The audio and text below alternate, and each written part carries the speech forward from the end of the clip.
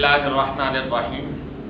मारूफ scholar doctor Zakir Naik जो कि आजकल पाकिस्तान के दौरे पर हैं, उन्होंने कल एक पब्लिक क्वेश्चन आंसर सेशन किया और उसमें एक लड़की ने सवाल किया कि मैं जिस कम्युनिटी में रहती हूँ, जिस माशरे में रहती हूँ, वहाँ पेडोफाइल बहुत है। यानी मैं जिस इस्लामी माशरे में रहती हूँ वहाँ लोग ज़िनाकारी बहुत करते हैं, नमाज़ें भी पढ़ते हैं लेकिन ज़िनाकारी करते हैं। तो आगे से डॉक्टर जाकिर नाइक ने कहा तुम्हारा सवाल गलत है, तुम्हारे सवाल में तजादुद है, तकरार है, तुम तौबा करो और माफ़ी मांगो। जहाँ से बिलोंग करती हूँ वहाँ पे sir complete Islamic religious society है।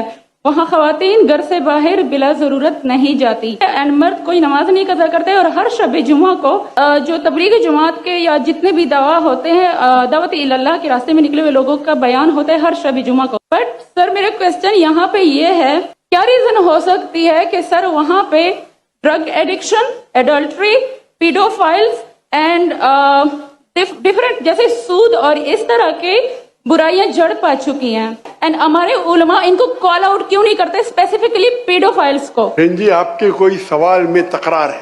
आप कहते मेरा माशरा इस्लामिक है, फिर बोलते पीडोफाइल है। सर ये कह रही हूँ कि वही पीडोफाइल्स मस्जिदों में जाते हैं। भाई बहन आपने सवाल पूछा, आप जरा आप खामोश रहेंगी। आपने जो सवाल किया मेरे हिसाब से कॉन्ट्रडिक्शन है।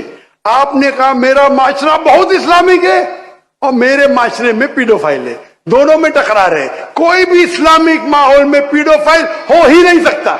इधर आपका पहला पार्ट गलत है या दूसरा पार्ट, ये मुमकिन ही नहीं है। बहुत इस्लामिक को चोरी कर रहा है, मुमकिन ही नहीं है।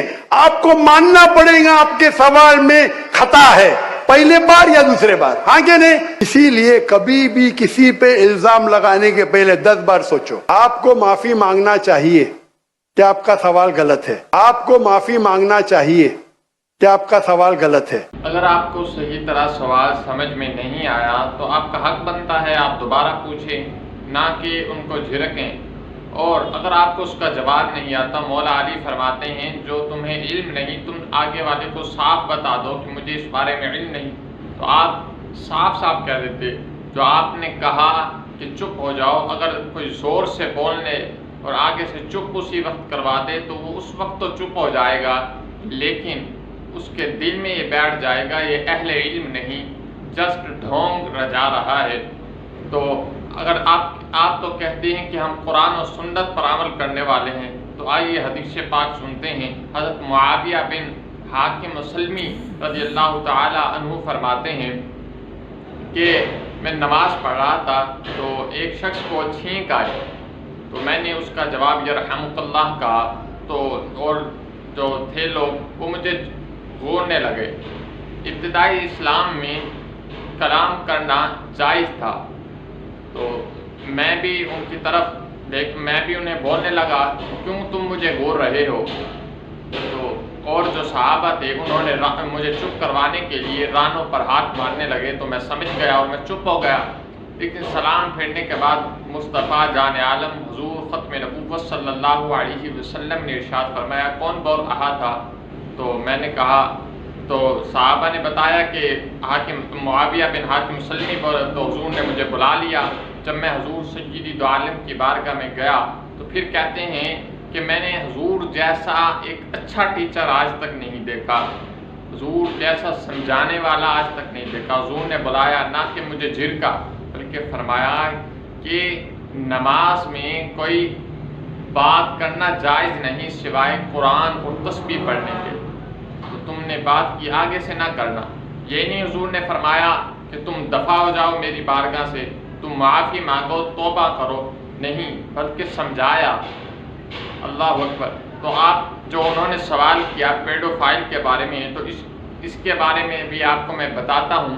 तिबरानी शरीफ की हदीस पाक है, रसूलुल्लाह सल्लल्लाहु अलैहि वसल्लम के पास एक शख्स आया और उसने कहा कि आप मुझे बदकारी की इजाज़त दें। तो आक़ा दो जहां सरवर ज़ीशान हुज़ूर ख़त्म नबूवत सल्लल्लाहु अलैहि वसल्लम ने क्या कमाल इरशाद फरमाया, सुनकर दिल में ठंडक पड़ जाएगी। तो आक़ा दो आलम सल्लल्लाहु अलैहि वसल्लम ने इरशाद फरमाया तुम زنا کسی اگر تمہاری بہن یا تمہاری ماں یا تمہاری کسی عزیز عورت سے کوئی زنا کرے کیا تمہیں اچھا لگے گا؟ تو اس شخص نے کہا نہیں حضور۔ تو آقا دو جہاں صلی اللہ علیہ وسلم نے ارشاد فرمایا تم جس سے زنا کرو گے وہ بھی آخر کسی کی بہن ہے، کسی کی ماں ہے یا کسی کی بیٹی ہوگی،